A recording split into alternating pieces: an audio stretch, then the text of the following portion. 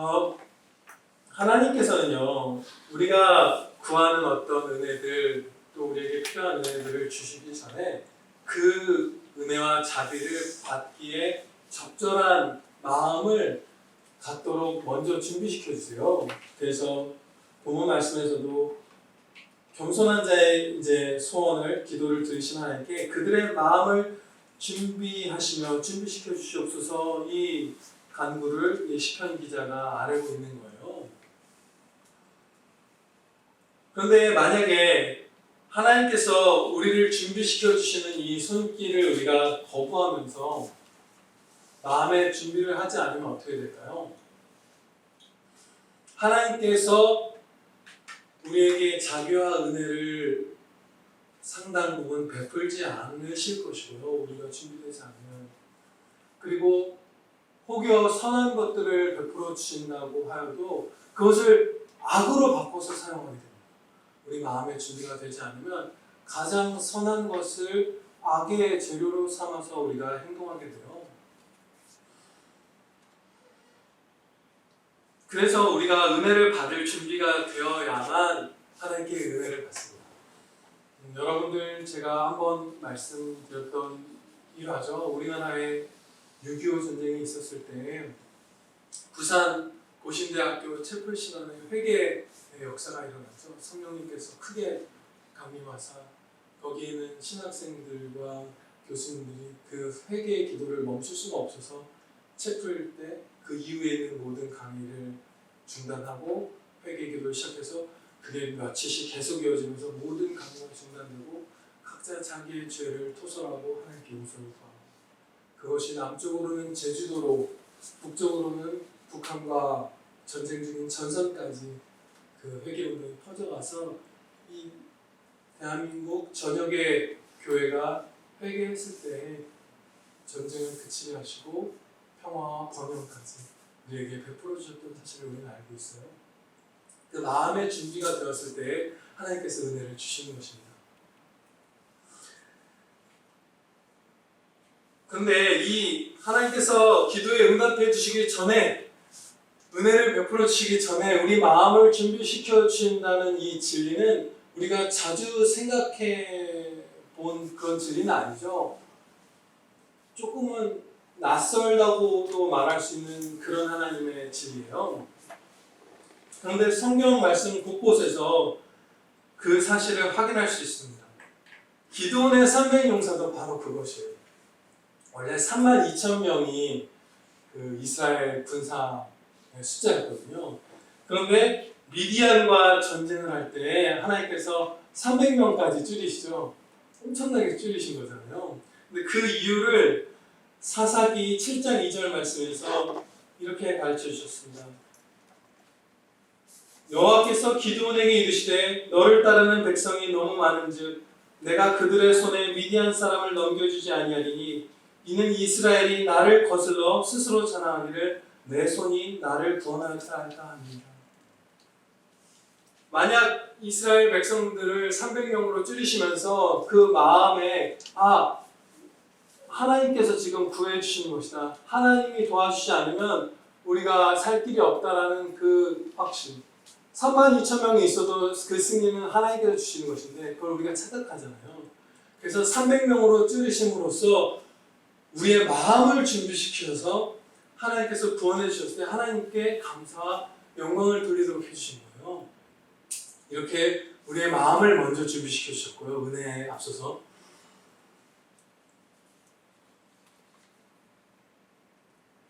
그리고 이제 아까 말씀드린 바대로 이 마음의 준비를 우리가 거부할 경우가 있잖아요. 네. 그럴 경우 선한 것을 주어도 우리가 악하게 사용하게 되어버리는데요. 성경 말씀에서 두 가지 장면을 살펴보겠습니다. 첫째로 호세아 2장 8절 말씀을 제가 공독하겠습니다. 곡식과 새 포도주와 기름은 내가 그에게 준 것이요 그들이 바알을 위하여 쓴 은과 금도 내가 그에게 더하여 준 것이거늘 그가 알지 못합니다. 하나님의 은혜를 우상 숭배에도 사용할 수 있게 되는 거예요.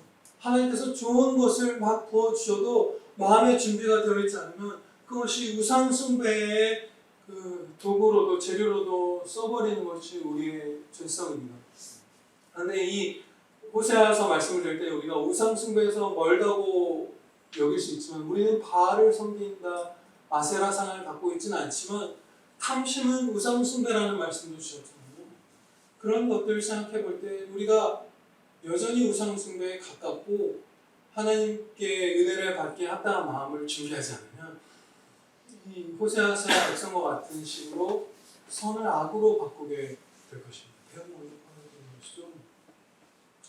두 번째로 민수기 11장에 기록된 그 메추라기 사건입니다. 출애굽한 이스라엘 백성들은 하나님을 사랑하지도 않고 신뢰하지도 않고 고기를 먹고 싶다는 마음이 들었을 때 그냥 울고 통곡하면서 애굽으로 돌아가는 게 낫다고 부르시죠. 그때 하나님께서는 너희가 내일 고기를 먹을 것이다 말씀을 주셨어요. 그래서 그 하나님의 말씀도 있었고 그 메추라기가 쌓인 그 지면에 쌓인 양도 이건 하나님께서 주신 것이라는 것을 알 수밖에 없을 만큼 어마어마한 양의 메추라기를 주셨죠.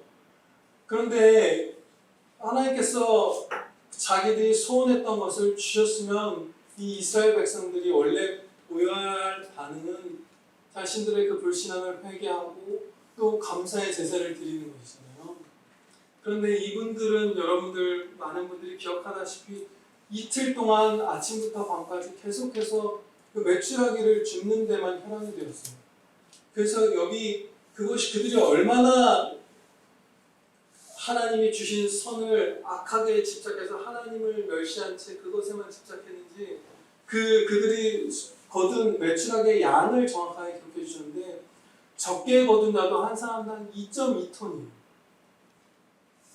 그야말로 하루에 12시간씩 이틀 동안 24시간 동안 계속해서 그 메추라기를 막 주워다가 쌓아놓으면 그건 다 먹을 수도 없잖아요. 상해버리잖아요. 그리고 하나님께서는 그 전에 이미 열흘 다니고 보름 다니고 한 달 동안 계속 먹게 해주신다고 말씀을 주셨어요. 그럼에도 불구하고 이들은 하나님의 그 약속도 다 잊은 채 그냥 그 메추라기를 몇 톤이 될 때까지 미친 듯이 주워 담는 것에만 혈안이 되었던 거예요. 그러고 나서 하나님께서는 심히 큰 재앙으로 그들을 징계하셨다는 말씀이 기록되어 있어요. 얼마나 많은 사람들이 죽고 신음하였을지 우리는 알 수가 없어요.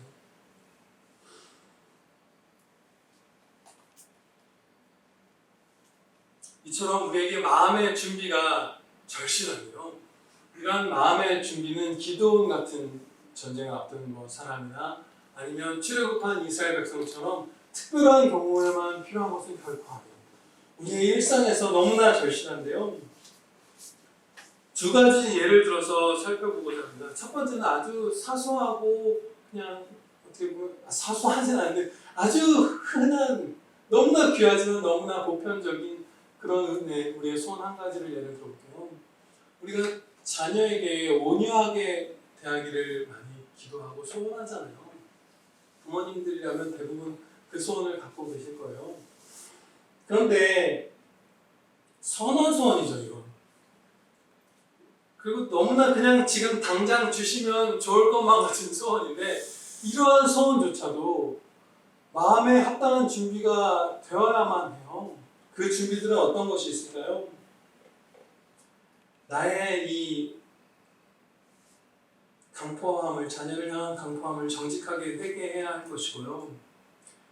영적인 선과 거룩한 삶에 있어서 나의 그 무능력함을, 무기력함을 하나님께 시인하며 도우심을 부여할 것이고요. 또 나의 나된 것은 다 하나님의 은혜라는 고백도 있어야 할 것이고요. 내 자녀가 내 것이 아니라 하나님의 것이라는 그 사실을 시인함도 있어야 할 것이요. 우리가 이러한 마음의 준비가 선행되지 않은 채로 만약에 갑자기 어느 날부터 자녀에게 너무나 인자한 아버지가 될 수 있는 거예요. 그러면 그때 저희는 반드시 병들어요. 합당한 감사를 드리지 않게 되는 것은 100%고요. 그리고 자신이 이 그리스도의 성품을 하나님의 은혜로 받은 것이 아니라고 생각하기 때문에 자신이 훌륭한 인격자인 양 그 깊은 곳에서 그 교만이 하나님을 향해서 또 자녀를 향해서 다른 사람 향해서 자리 잡을 수밖에 없어요. 그리고 아직 자녀를 온유하게 대하지 못하는 다른 형제들, 부모인 다른 형제들을 비판하고 정죄하는 일들도 많이 빠질 것이고요. 그리고 자녀와 나의 관계가 돈독하게 되었을 때에 하나님을 배제한 채 자녀와의 잘못된 그 우정을 나누게 될 수도 있어요.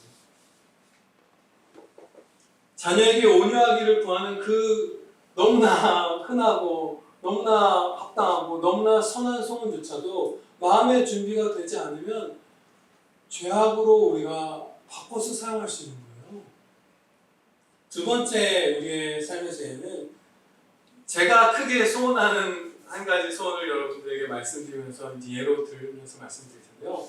여러분들은 여러분들이 크게 소원하는 것들을 이제 집에 돌아가시는 길에서나 아니면 집에서 하나님의 오늘 본문 말씀 묵상하면서 내가 그 소원하는 것을 받으려면 어떤 마음의 준비가 되어야만 하는가 한번 묵상해 보시길 바라요. 하나님의 말씀을. 이 자리에서는 저는 저의 소원을 여러분들에게 예로 들어서 말씀을 나눌게요. 하나님 말씀 드릴게요. 저는 하나님께서 창세전에 택하신 자들이 예수님을 믿고 돌아오는데 제가 쓰임받는 것을 소원해요. 목사로서 당연한 소원이죠. 제가 하나님의 말씀을 선포하는 것을 성령 하나님께서 사용하여 주시면서 그 새 생명의 역사를 이루어 주시기를 소원하는 거예요. 그걸 소원하고 있어요. 당연히 선한 소원이고요. 저는 하루속히 이 소원을 이루어 주시길 바라요. 그냥 주시면 그걸로 다 복될 거라고 생각하고 있었어요. 근데 이 본문 말씀을 묵상하다가 정말로 중대한 사실을 깨달았어요. 그러면 큰일 날 수도 있다는 사실을 깨달았어요.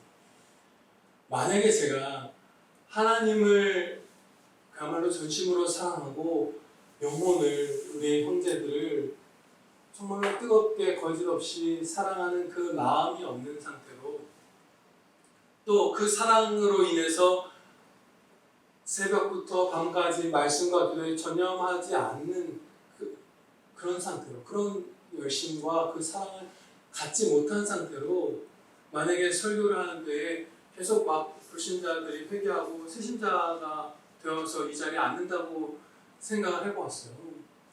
그러면 이제 예수님을 믿은 하나님의 말씀을 정말로 조심스럽게 분별해서 친절하게 잘 소화하기 쉽게 풍성히 먹여야 될 새신자분들이 있는데 만약에 그분들을 향한 기도와 사랑과 말씀의 준비가 저한테 부족하면 그분들은 어떻게 해요?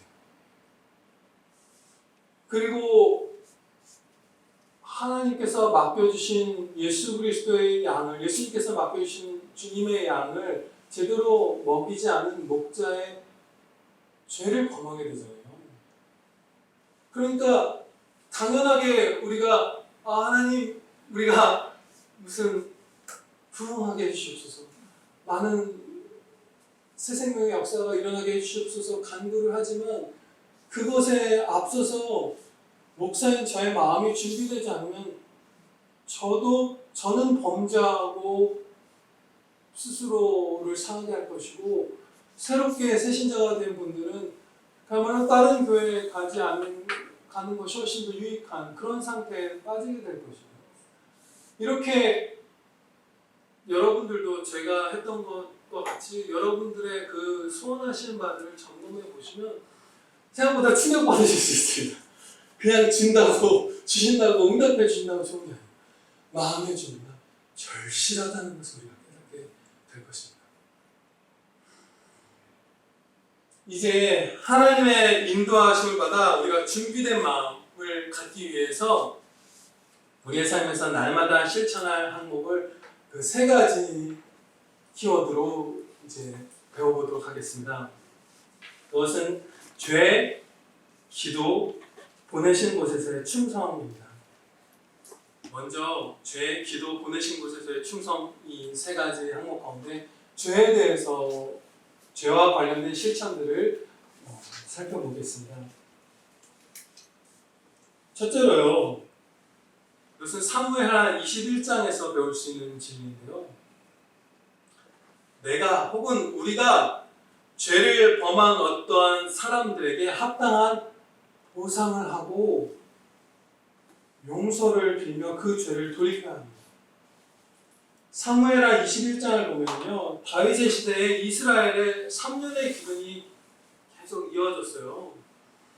다윗이 그래서 하나님께 간구를 드렸죠. 그 다윗이 얼마나 열심히 부르짖었겠어요. 하나님께. 또 다윗을 따르는 많은 그때 믿음의 용사들이 있었잖아요. 하나님께 기도를 드렸죠. 그런데 안 들어주셨어요.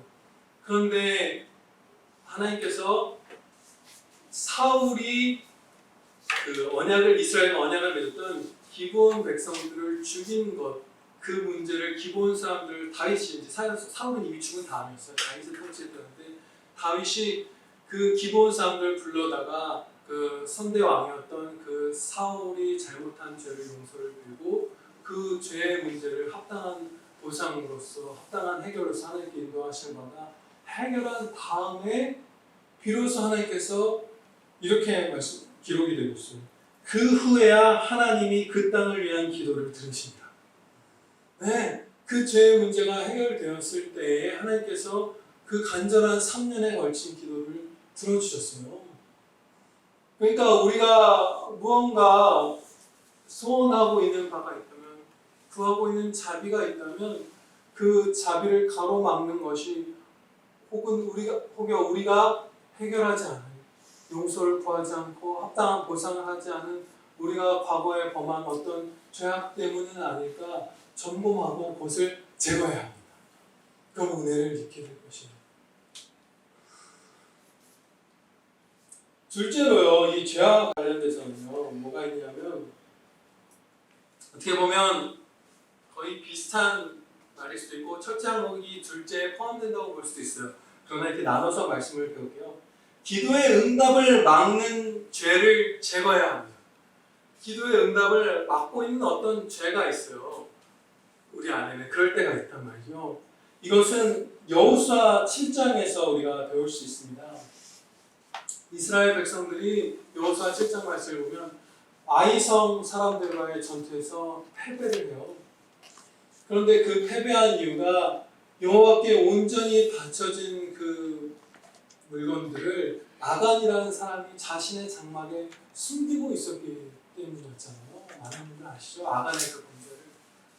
그래서 그 아간이 하나님께 바쳐진 물건을 훔쳐서 그것을 소유하고 있는 한, 그 물건을 계속 그렇게 죄악되게 소유하고 있는 한 하나님께서는 내가 다시는 너희와 함께하지 않으리라 이렇게 말씀하셨어요. 우리가 갖고 있는 어떠한 죄악이 하나님께서 우리에게 주실 자비와 은혜를 막고 있는지 몰라요. 물론 모든 죄를 버리는 것이 마땅히 해야 할 일이고 우리에게 행복한 일이죠. 복된 은혜잖아요. 당연한데 우리가 지금 구하는 기도들, 우리의 소원들이 응답되지 않을 때 내가 제거하지 않고 있는 죄가 무엇인가 돌아보고 회개하는 것이 표시적입니다. 다음으로 이제 기도와 관련된 실천 사항들을 살펴보겠습니다. 첫째로요, 온 마음을 쏟아 간절하게 그리고 지속적으로 간구드려야 합니다. 이것은 정말로 중요한 것이에요. 조금 이 기도의 첫째 항목에 대해서는 조금 세밀하게 우리가 말씀을 배우도록 해보겠습니다. 다 함께 에스겔서 36장 36절 말씀을 펴시겠습니다. 구약성경 1208페이지입니다. 구약성경 1208페이지 1208페이지 에스겔서 36장 36절 말씀입니다. 제가 36절부터 에스겔서 36장 36절부터 37절 그리고 38절의 마지막 부분을 봉독하도록 하겠습니다.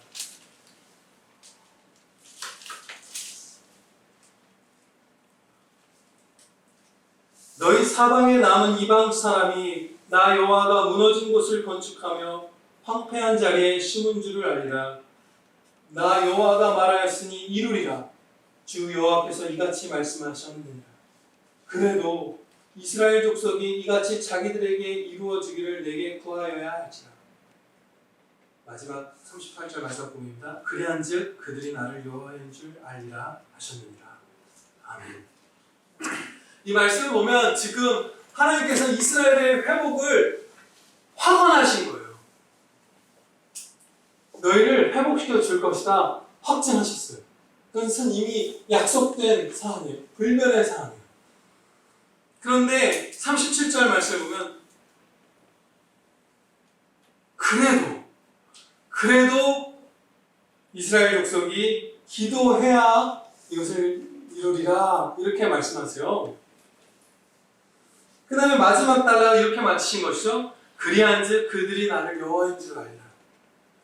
이 말씀에서 에스겔서 36장 36절로부터 38절의 말씀에서 우리가 배울 수 있는 진리는 무엇이냐면요, 기도는 하나님께 어떤 자비와 은혜를 구하는 수단일 뿐만 아니라 그 자비와 은혜를 받기에 합당한 마음으로 우리를 준비시켜 주시는 하나님의 훈련 수단이에요. 기도로 구하고 기도로 훈련받는 거예요. 기도했기 때문에 하나님께서 이미 주시려고 확증하신 것을, 이미 이스라엘에게 선포하신, 확언하신 것을 그들이 기도로 구했을 때에만 마음이 온전하게 준비되어서 자신들이 잘나서 그 번영을 입는 게 아니라 내가 여호와인 줄 알리라, 내가 이 은혜를 베푼 하나님, 내가 하나님인 줄 알리라 하신 거잖아요. 기도로 구하고 기도로 훈련받는 거예요. 그래서 하나님께서는 우리의 기도가 아주 간절하고 때로는 오래도록 지속되도록 내버려 두세요. 그냥 한번 반쯤 담은 마음으로 기도드렸는데 바로 주시면 우리는 그 기도에 합당한 마음의 준비가 되어 있을 수가 없습니다. 그래서 반드시, 물론 어떤 기도에 따라서 속히 응답해 주시기도 하지만 반드시 온 마음을 쏟아서 간절하게 부르짖고 지속적으로 기도드려야만 해요. 그것은 하나님께서 우리에게 무언가를 좋은 것을 주시기 싫어서 하나님을 설득하는 과정이 결코 아닙니다. 이미 주시려고 맘먹으시고 줄 거다, 찾는 자에게 나는 상을 줄 거다 선언해 주시는 하나님께 합당한 마음을 품기 위한 훈련의 과정인 것이죠. 우리가 야곱이 야복 나루에서 하나님과 씨름하며 그 기도를 드린 것을 조금은 오해하는 경향이 있어요. 하나님의 말씀을 조금 오해한다고 볼 수도 있죠. 하나님께서 주시기 싫은 것을 하나님의 뜻을 떼써서 꺾어서 은혜를 받겠다는 식으로 생각하는 분들이 있어요. 그것이 결코 아니에요. 주기도문을 예수님께서 가르쳐 주실 때 주기도문이라고 우리가 부르는, 주기도라고 부르는 그것 바로 윗절에 뭐라고 말씀하셨냐면 하나님께서는 너희에게 필요한 것을, 있어야 할 것을 다 아신다. 그 말씀을 주셨어요. 그 뜻은 너희를 사랑하시는 아버지가 너희에게 필요한 것을 다 이미 아시고 주려고 준비 다 해두셨다. 그런데 너희는 구하라. 그래도 너희는 구하여야 하리라, 이 말씀이에요. 마찬가지로 야곱이 그렇게 그 간절한 기도로 하나님께 지속적으로 부르짖은 것은 은혜 주시기를 싫어하는 하나님을 설득하기 위해서가 아니라 주시려는 하나님께 합당한 마음을 그가 품는 그 훈련의 시간이었던 것이에요. 하나님이 우리 자신보다 우리에게 더 좋은 것을 주기를 더 기뻐하십니다.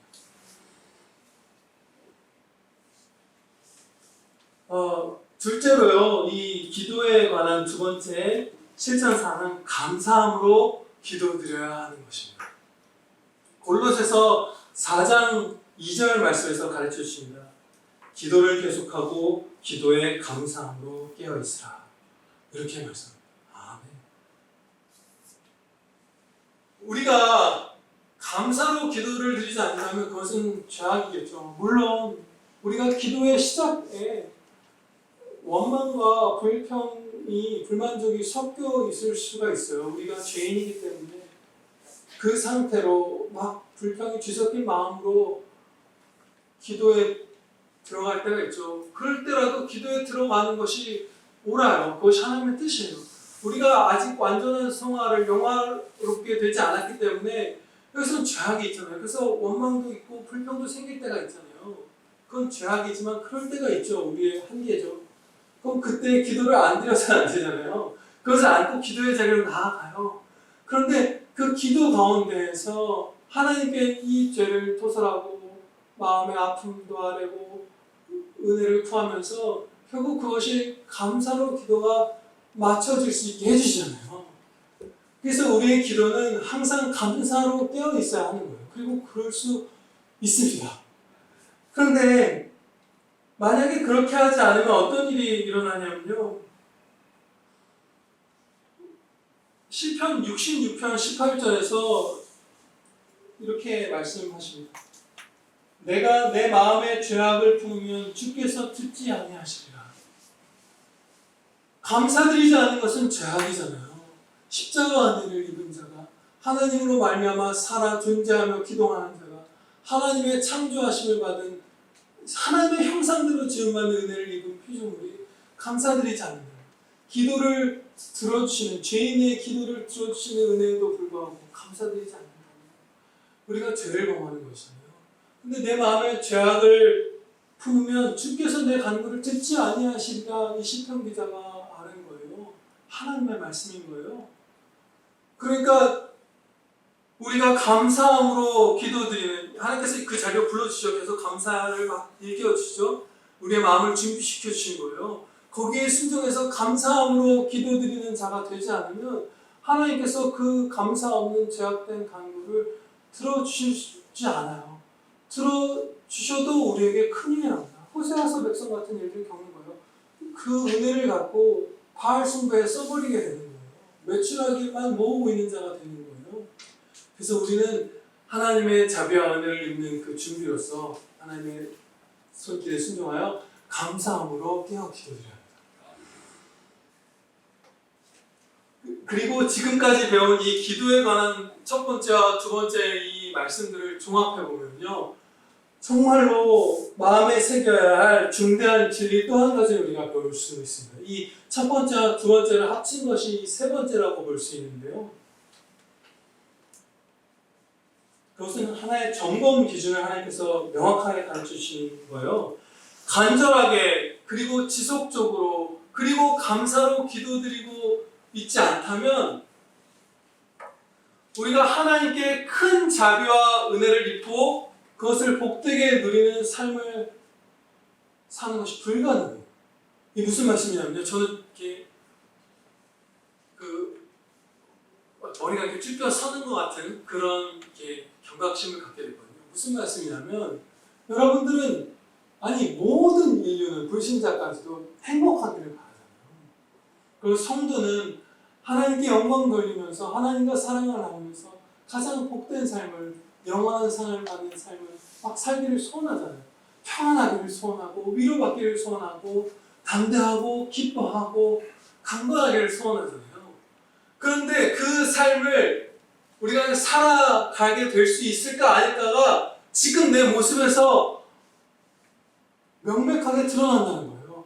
내가 지금 지속적으로 간절하게 감사함으로 기도드리고 있지 않다면 그 삶은 결코 내 것이 될 수 없는 것이에요. 너무나 명백한 거예요. 하나님께 간절히 끈질기게 감사함으로 기도드리지 않는 다윗이 상상이 안 가잖아요. 그렇게 기도드리지 않는 에스더, 그러한 룻, 그러한 베드로, 그러한 모세, 그러한 스데반, 이런 건 상상할 수조차 없잖아요. 그러한 유필드, 이런 건 없는 거잖아요.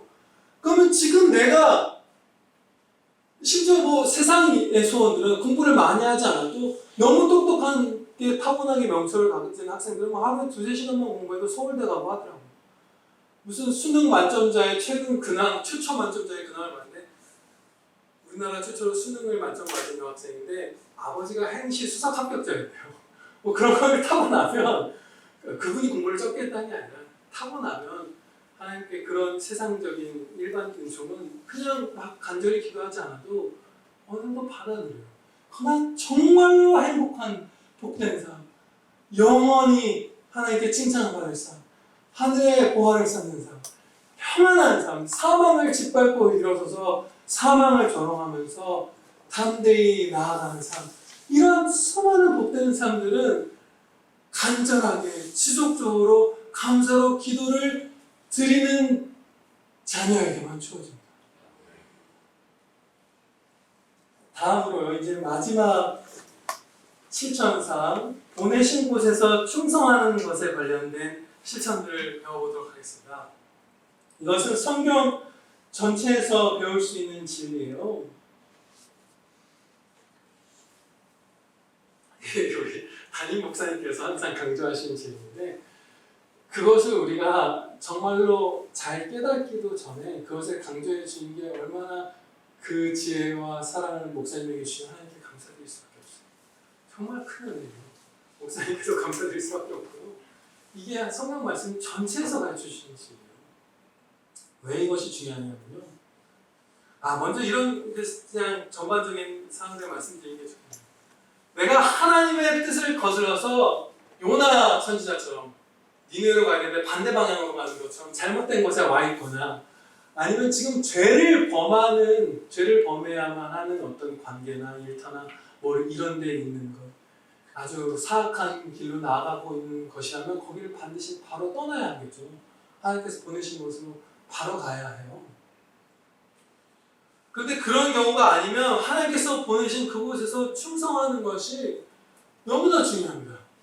왜냐하면요, 그곳이 바로 훈련받는 곳이고요, 인내하는 곳이고, 마음의 준비를 받게 되는 것이고, 은혜를 받게 되는 것이고, 거기서 다 이루어지는 것이에요. 딴 데서 이루어지는 것이 아니에요. 여기를 피하면 훈련이 일어나고, 여기를 떠나면 은혜를 입는 것이 아니에요. 그것은 하나님의 보내신 그 자리가 바로 훈련도 받고, 죄도 죽이고, 마음의 준비도 되고, 은혜도 있는 바로 그 모든 은혜의 역사가 일어나는 것이에요. 노예로 팔려온 곳에서도, 억울하게 누명을 써서 옥에 갇혀서도, 그 다음으로는 온갖 죄악에 물들어있는 파라오의 신하의 자리에서도 충성하였던 요셉, 그는 계속해서 준비되고 계속해서 은혜를 입었어요. 얼마나 떠나고 싶은 마음이 쉽게 들 만한 상황이었어요. 박차고 떠나고 싶었을 거예요. 보디발의 집에 있을 때나 옥에 갇혀 있을 때는. 물론 그 자리에서 억울하게 갇힌 옥에서 벗어나려는 노력을 하지 말아야 되는 것은 아니에요. 노력을 했죠. 그 관원장들에게 자신의 처지를 왕에게 알려달라고 이런 간청을 하면서 벗어날 노력은, 합당한 노력은 하지만, 그러나 보내신 그곳에서 충성하면서 그 노력도 해야 하는 것이에요.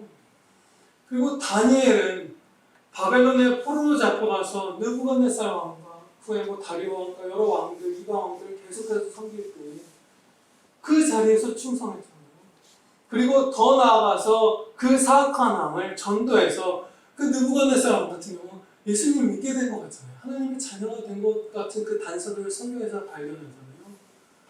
그 자리에서 충성하면서 준비되고, 다니엘은 나중에 결국 어떤 은혜까지 이루었냐면, 그 구약시대의 이스라엘 백성이 예수님이 오실 것을, 예수 그리스도를 정말 밝히 먼저 배웠고 예언하는 역할을 그 다니엘이 맡았어요. 그 다니엘의 인생 그 후반길에서. 그리고 다윗은 사울에게 쫓길 때 이스라엘 영토 밖이 아니라 사울의 소나기가 막 닿는 이스라엘 영토 안에서 도망다니라는 명을 받았잖아요. 인간의 지혜로 보면 너무나 불합리하잖아요. 그러나 하나님께서 보내신 곳이기에, 하나님의 말씀에 합하여 따라서 도착한 곳이기에 다윗은 거기서 충성했던 거예요. 그러면서 그가 준비되고, 그가 어떻게 하나님을 의지해서 살고 하나님을 의지하는 자가 어떻게 되는지 이스라엘 온 전역의 백성들이 보고, 그가 사울이 이제 하나님의 뜻을 따라 죽었을 때 바로 이스라엘 전체의 지지를 받는 왕으로서 등극할 수 있었던 거예요. 모든 준비가 마쳐진 상태입니다. 지금 살펴본 예뿐만 아니라 하나님의 말씀 전체가 보내신 그 자리에 충성할 때에 우리가 마음의 준비를 하게 되고 하나님께 큰 자비언을 받고 기도의 응답을 받는다는 것을 가르쳐 주십니다. 기도 드리시겠습니다. 하나님 아버지, 저희가 하나님께서 저희의 마음을 하나님의 자비를 받는 데 합당하게 준비시켜 주실 때 오직 믿음으로 순종하여 그 준비를 다 받게 하여 주시옵소서. 감당할 만한 그 시험만을 주시는 하나님이시고 피할 길도 주셔서 우리에게 주신 모든 그 인내, 그 연단을 다 감당할 수 있게 해주시는 하나님이심을 신뢰하면서 저희가 오직 하나님께 충성하며 하나님께서 저희의 마음을 준비시켜 주시는 그 은혜를 다 풍성히 받게 하여 주시옵소서.